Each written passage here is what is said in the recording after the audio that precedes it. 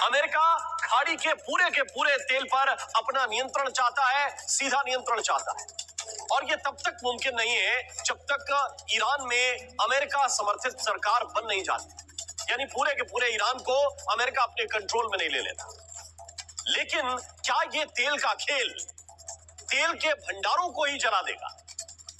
क्या ये तेल का खेल तेल के इंफ्रास्ट्रक्चर्स को ही ध्वस्त कर देगा? ये महत्वपूर्ण सवाल है, और वो भी अकेले ईरान में नहीं बल्कि पूरे के पूरे मिडिल ईस्ट में। आपको समझना है तो इसकी एक तस्वीर आपको देखनी पड़ेगी, क्योंकि अमेरिका ने ईरान की दुखती रग पर अब चोट कर दी है।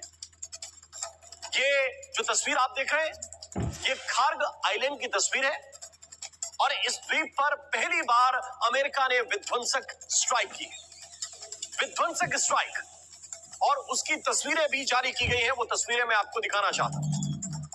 अमेरिका ने यह दावा किया है कि ये हमले खार्ग में मौजूद मिलिट्री ठिकानों पर किए गए हैं, मिलिट्री ठिकानों पर।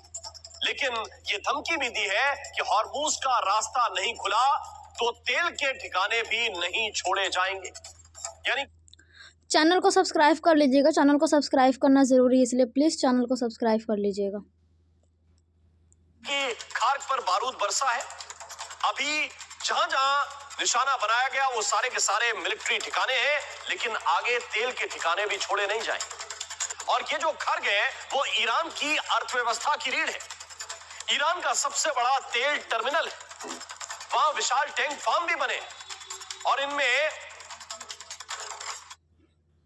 फिजिक्स वाले के फाउंडेशन बैचेस में आपको मिलता है live classes by PW faculties, हर चैप्टर के बाद डीपीपी प्रैक्टिस, वीडियो सॉल्यूशंस। इनमें 2.4 करोड़ बैरल तेल जमा है। समुद्र के नीचे तेल पाइपलाइनें बिछी हैं। रोजाना 20 लाख बैरल तेल का निर्यात यहां से होता है। और इसकी खासियत क्या है?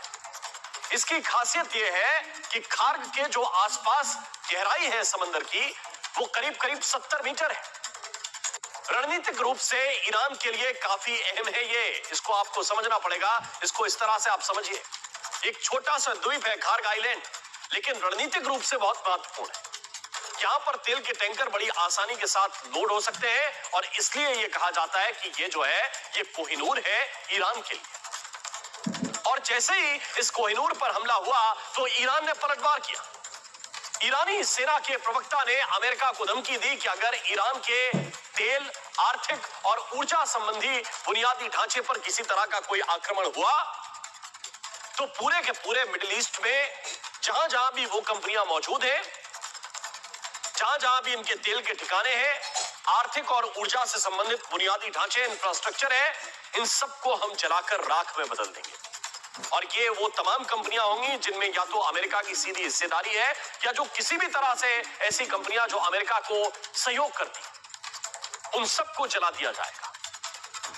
तो सवाल यह कि जो तेल पाने वाले हैं या तेल से अपना बिजनेस चलाने वाले हैं, वो तेल को जलाने पर ही उतर आए हैं क्या?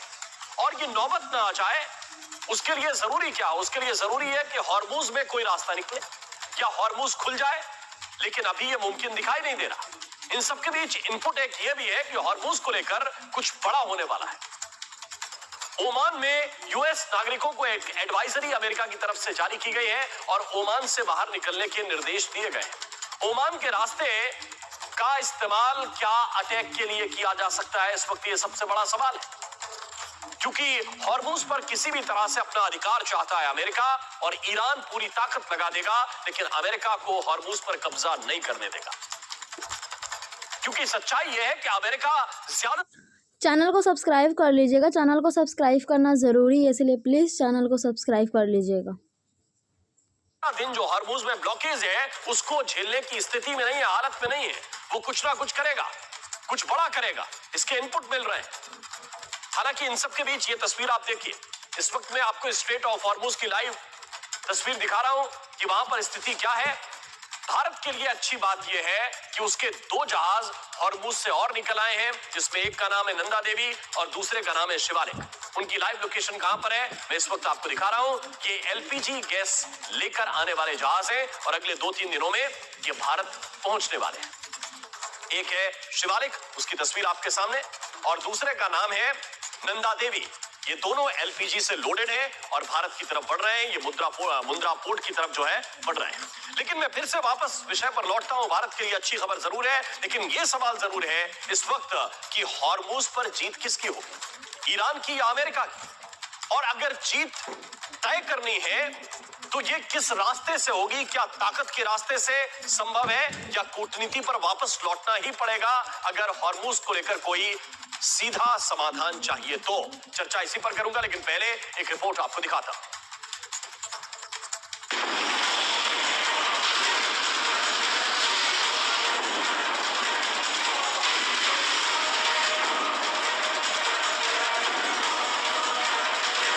अमेरिका और ईरान के बीच छिड़ी जंग हर दिन भीषण होती जा रही है। अमेरिका ने ईरान के कोहिनूर कहे जाने वाले खार्ग द्वीप पर भीषण बमबारी कर उन्हें भारी नुकसान पहुंचाया है।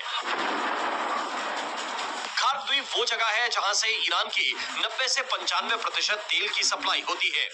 इस द्वीप पर समुद्र के नीचे तेल पाइपलाइनें बिछाकर एक बड़ा टर्मिनल बनाया गया है जहां बड़े-बड़े टैंकर तेल लोड कर सकते हैं। लेकिन अब ये द्वीप धधक रहा है। अमेरिका ने ईरान के इस इंफ्रास्ट्रक्चर को तहस-नहस कर दिया है। अमेरिका के इस हमले के बाद ईरान रिपब्लिक भारत न्यूज़ देखने के लिए चैनल को सब्सक्राइब करना ज़रूरी है, इसलिए प्लीज़ चैनल को सब्सक्राइब कर लीजिएगा। भी पीछे हटने को तैयार नहीं। अमेरिकी हमले के जवाब में ईरान ने भी मिडिल ईस्ट में कई जगह तेल भंडारण पर हमला किया। ईरानी मिलिट्री के प्रवक्ता ने सीधे कहा है कि वो मिडिल ईस्ट के तेल भंडार को जलाकर राख कर देंगे। ईरान ने मिडिल ईस्ट में तैयार किए गए अमेरिकी इंफ्रास्ट्रक्चर को भी टारगेट करने का दावा किया है। बिस्मिल्लाह क़ासिम अल-जब्बारीन फमन अतदा अलैकुम फअतदू अलैहि बिमिस्लि मा अतदा अलैकुम वत्तकुल्लाह वअलमू। अमेरिका और ईरान की जंग खार्ग द्वीप तक पहुंच चुकी है। अमेरिका का अगला टारगेट स्ट्रेट ऑफ हॉर्मुज है, क्योंकि हॉर्मुज के रास्ते जब तक नहीं खुलेंगे तब तक इस जंग का दुनिया भर पर असर पड़ेगा। अमेरिका ने हॉर्मुज पर कब्जे के लिए ईरान की रणनीतिक घेराबंदी भी शुरू कर दी है। अमेरिका और ईरान के बीच छिड़ी जंग में कोई भी पीछे हटने को तैयार नहीं है। अमेरिका जहां भी हमला करता है, ईरान भी वैसे ही टारगेट चुनता है। लेकिन इस जंग के बीच पूरी दुनिया की अर्थव्यवस्था पिस रही है। ऐसे में सवाल यह है कि आखिर मिडिल ईस्ट की ये जंग कैसे और कब थमेगी? क्या अमेरिका स्ट्रेट ऑफ हॉर्मुज पर कब्जा कर उसे खुलवाने में सफल हो पाएगा? महाभारत में आज इन्हीं सवालों पर करेंगे बात। Bureau report, Republic Bharat. आइए चर्चा की शुरुआत करते हैं। कुछ खास मेहमान इस वक्त मेरे साथ जुड़े हुए हैं। मेरे साथ है मिस्टर दीपक बोरा साहब हैं, फॉर्मर डिप्लोमेट हैं। बहुत बहुत स्वागत बोरा साहब आपका। मेजर जनरल जीडी बख्शी हमें ज्वाइन कर रहे हैं, जाने माने डिफेंस एक्सपर्ट हैं। कर्नल शैलेंद्र सिंह जी भी इस वक्त मेरे साथ हैं, डिफेंस एक्सपर्ट हैं। मेरे साथ प्रोफेसर अंशु जोशी जी हैं, जो फॉरेन अफेयर एक्सपर्ट है, विदेश मामलों की जानकार है। आप सभी मेहमानों का बहुत बहुत स्वागत करता हूँ और शुरुआत में करना चाहता हूँ बोरा साहब आपके तजुर्बे के साथ, क्योंकि इस वक्त की सिचुएशन में आपको लग रहा है कि आप जैसे लोगों के कंधों पर कुछ बोझ बढ़ने वाला है, या सारा बोझ आर्मी के कमांडर से उठा लेंगे? क्योंकि अब तो सीधी बात यह हो रही है कि आप हमारे तेल के ठिकाने या तो छोड़ दीजिए, खार्ग को या तो छोड़ दीजिए, या फिर अपने जितना भी इंफ्रास्ट्रक्चर है ऑयल का उसको मिटाने के लिए तैयार रहिए। क्या तेल पर कब्जा करेंगे या तेल पूरा का पूरा ध्वस्त कर देंगे? क्या करेंगे ये जितने मिलिट्री जनरल्स हैं दोनों तरफ के? बहुत बहुत धन्यवाद सर, बहुत अच्छा लगता है। जनरल साहब बैठे हुए यहाँ मेरे बहुत परम मित्र हैं जनरल बख्शी, और इनकी जानकारी मुझसे कहीं ज्यादा है, तो इनके बारे में मैं क्या कह सकता हूँ। ये खार्ग आइलैंड, जिसकी बाय द वे आज विश्व मैथमेटिक्स डे है, तो सारी दुनिया आज हिसाब किताब करने में लगी रही होगी। तो मैं आपको बता दें, खार्ग आइलैंड की जो आप बात कर रहे हैं, यहाँ पे कोई ऑयल प्रोडक्शन नहीं है सर, ये सिर्फ स्टोरेज फैसिलिटी है और पाइपलाइन है। प्रोड्यूस तो कहीं और होके यहाँ पर आता है, और बहुत हेवीली डिफेंडेड एरिया है। दुनिया का सबसे बड़ा oil export terminal Kharg island पे है, और बहुत समय पहले ये एक जेल भी हुआ करता था। शाहजहां साहब पहले भी अपने मित्रों को वहां भेजते थे खार्ग। मैं क्या हुआ बाय द वे, विजिट बड़ा इंप्रेसिव है सर। अब मुझे अब लगता है कि अब जनरल साहिबान जो है उन्होंने अपना काम खत्म कर लिया है, और अब मेरा ख्याल है सीज फायर की बात आ रही है, क्योंकि ना कोई कहते हैं कि ना कोई झुकेगा ना कोई रुकेगा, लेकिन दोनों थक गए हैं। और जब थकान होती है तो फिर जनरल साहब जरा चाय पीते हैं और मेरे जैसे डिप्लोमेट्स आके फिर बातचीत करते हैं कि भाई बताइए क्या करना चाहिए। मेरा मानना है सर, सीज फायर के बाद समझौता होगा। ट्रम्प साहब कुछ भी कहें, और ये जो दूसरे खमेनी साहब थे, आपको तो मालूम है, शायद आपके सोर्सेज ने पुष्टि कर दी होगी, मेरे जो कलीग्स हैं, मेरा जो ग्रुप है, उसने बताया कि वो कोमा में है sir. He is a vegetable, वो कुछ कह नहीं पाते, इसीलिए वो किसी के सामने नहीं आ रहे, सिर्फ उनके यहाँ पे बयान दिए जा रहे, ये हो जाएगा वो जाएगा। तो मेरा मानना है कि दोनों तरफ अब वो शांति की ओर बढ़ेंगे। खर को अमेरिका जो है वापस नहीं करेगा सर, वो अपने सोल्जर्स को वहां लैंड करा देगा, रखेगा, क्योंकि फिर ऑयल ईरान का पूरा ऑयल प्रोडक्शन उनके कंट्रोल में आएगा। 90% तेल तो ईरान का खर्ग आइलैंड से उनके जाए, खर्ग आइलैंड से तुरंत स्ट्रेट ऑफ हॉर्मुज से आगे निकल रहा। सो आज जैसा कि जनरल डगलस मैकग्रेगर ने कहा था, जनरल बख्शी उनको जानते हैं, वन ऑफ द फाइनेस्ट, बहुत अच्छे एक्सपर्ट हैं, और कार्लसन टकर के शो पे उन्होंने कहा, अगर मैं डोनाल्ड ट्रंप का एडवाइजर होता, उससे कहता अगर ये जंग रुकवाना है तो नरेंद्र मोदी से कहो, वो जंग रुकवा देगा। That's a very great compliment जो उन्होंने भारत को दिया है, तो मेरा कद और ऊंचा हो जाता है sir. So I believe that अगले 48 घंटे में आप मध्यस्थता देखेंगे, कोशिश देखेंगे, होती है कि नहीं वो तो डिपेंड करता है डोनाल्ड ट्रंप पे, इजराइल पे और ईरान पे, पर बातचीत शुरू हो चुकी है। ठीक है, अब मैं जीडी बख्शी साहब आपसे ये पूछना चाहता हूँ कि खर्ग के मिलिट्री इंस्टॉलेशंस को, मिलिट्री ठिकानों को 90 से ज्यादा जगहों पे टारगेट करने का दावा अमेरिका की तरफ से किया गया है। इसका जवाब दिया जाएगा? क्या आपको लगता है कि नहीं, अब दोनों तरफ से जो फौज है वो अपनी पूरी ताकत का इस्तेमाल एक किस्म से कर चुकी है और कोई बातचीत के रास्ते की तरफ अगले 2-4 दिनों में बढ़ता हुआ देखेंगे? क्या आप सहमत हैं? मुझे बस जिज्ञासा थी कि इस महायुद्ध में आपकी क्या रणनीति रहेगी। सही समय का इंतजार है सर। तेरे और संदीप भैया के बीच में सब कुछ ठीक नहीं हो सकता। उनकी तो आप शक्ल भी देखना नहीं चाहता हूँ।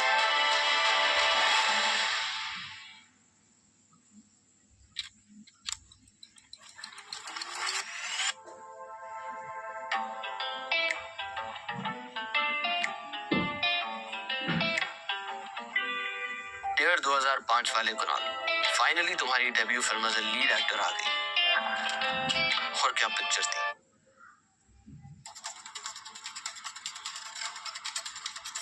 देखिए, जो भी पहले युद्ध हुए हैं उसमें उन्होंने कहा कि ठीक है, जो डोमेस्टिक ऑयल कैपेसिटी है उसको टारगेट कर दो, don't target Iran export of oil, क्योंकि उसके लिए एग्जिस्टेंशियल थ्रेट बन जाता है। और तभी खर्ग टर्मिनल को आज तक हाथ नहीं लगाया था किसी भी युद्ध में। बड़ी आसान टारगेट है, छोटा सा टापू है in the midst of that gulf of Hormuz, target करना बहुत आसान है। ठीक है, आपने टारगेट कर दिया है, वहां पे ईरान दिल में ला गया है। ठीक है, मेरा मानना, मेरा एस्टिमेट ये है कि साथ में अमेरिका ने बोला है कि हम यूएसएस ट्रिपोली को जापान से लेके आ रहे हैं। What is USS Tripoli? जो उनका मरीन लैंडिंग शिप है, जो कि मरीन एक्सपीडिशनरी फोर्स के यूनिट, कोई 2500 के करीब मरीन कोर के जवान उसमें बैठे हैं, और वो कह रहे हैं कि जापान से वो शुरू हो गया है। अगर आपने वाकई ही खर्ग टर्मिनल को अटैक करना होता, राइट, तो क्या आप इतनी लंबी वार्निंग देते? मेरा ख्याल वो धमकाने की कोशिश कर रहे हैं कि साहब ये हम देखिए खर्ग टर्मिनल पे हमला करेंगे, अभी भी मान जाओ, अभी भी छोड़ दो। ठीक है, मेरा एडवाइस सब साइड्स को होगा कि ये पागलपना बहुत दिन चल चुका है। 15 दिन हो गए साहब आज, जिसकी लोग उम्मीद कर रहे थे अमेरिका में कि साहब दूसरे दिन खमैनी साहब के जो सक्सेसर्स हैं वो आके हमारे जूते तलवे चाट देंगे। कुछ नहीं हुआ है ऐसा, लड़ाई चली जा रही है, नुकसान दुनिया को हो रहा है। You see, अब ये लोग लड़के मरना चाहते हैं तो ये इनकी मर्जी है। एज अ भारतीय मेरा इंटरेस्ट क्या है? 50% साहब हमारा तेल गल्फ से आता है, 60% हमारा गैस गल्फ से आता है साहब। ठीक है, प्राइस ऑफ ऑयल $100 बैरल बच गई है, हमको पेट में लात लग रही है भारत के लोगों को।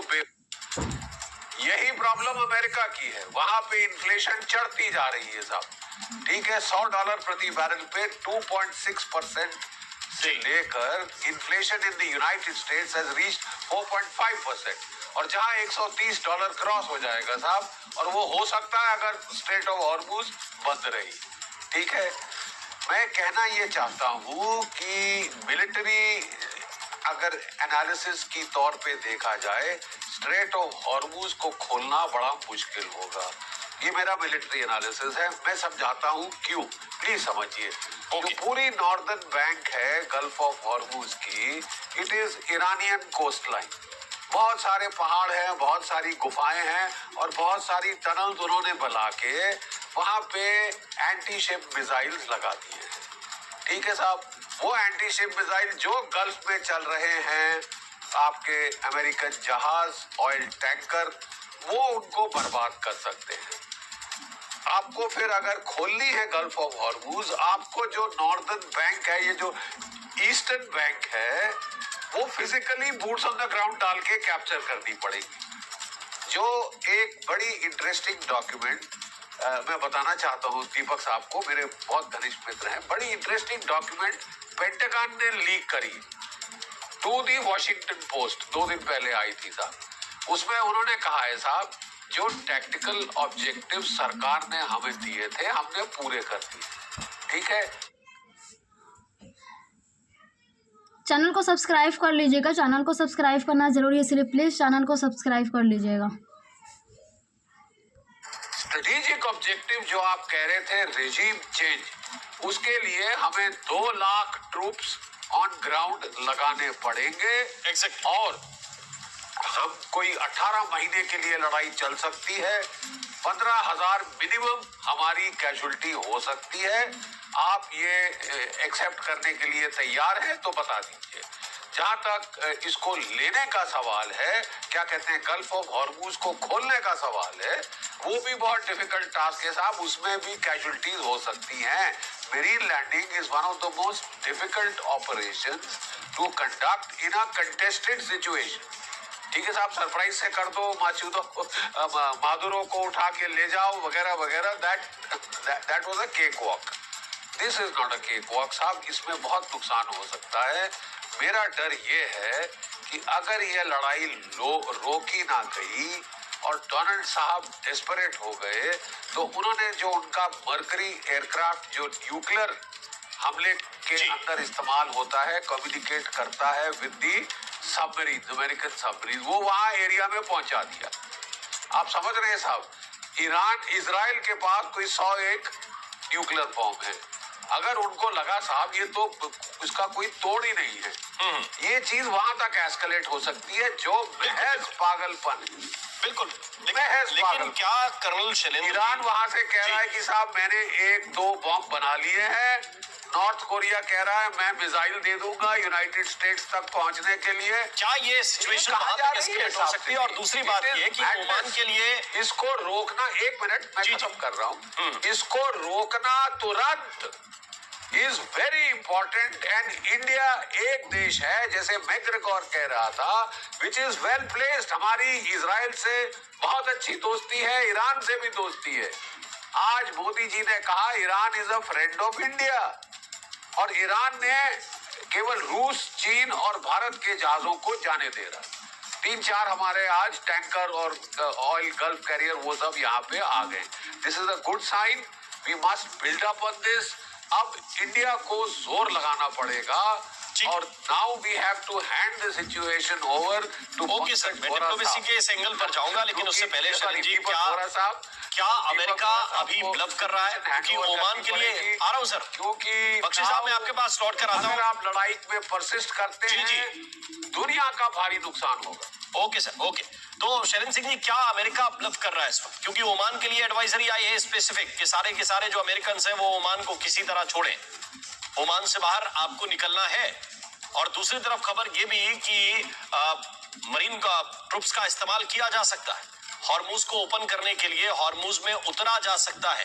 क्या ब्लफ करने की कोशिश कर रहे हैं, या आपको लगता है कि जैसा वोरा साहब कह रहे थे कि अब टेबल पर आना पड़ेगा, बात डिप्लोमेसी से आगे बढ़ेगी?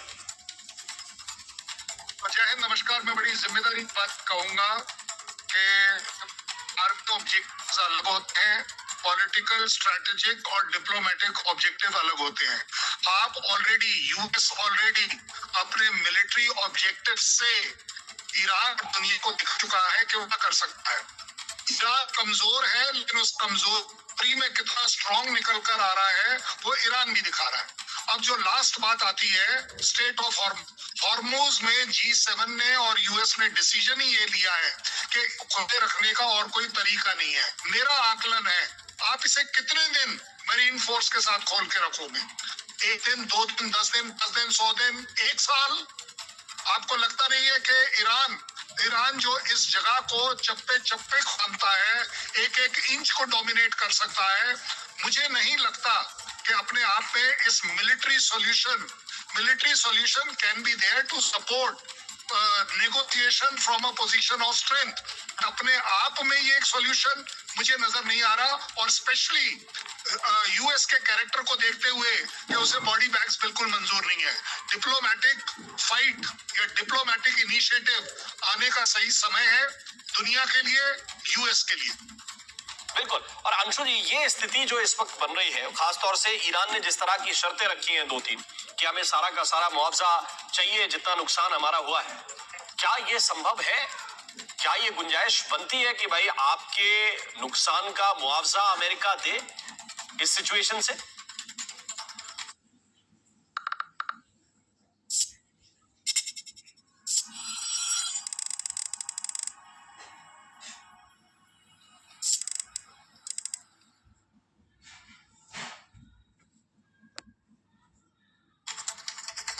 आपको याद होगा कि इसी प्रकार की शर्तें या इसी प्रकार के स्टेटमेंट्स हमने ज़ेलेंस्की से भी आते हुए सुने थे रशिया यूक्रेन युद्ध के बीच।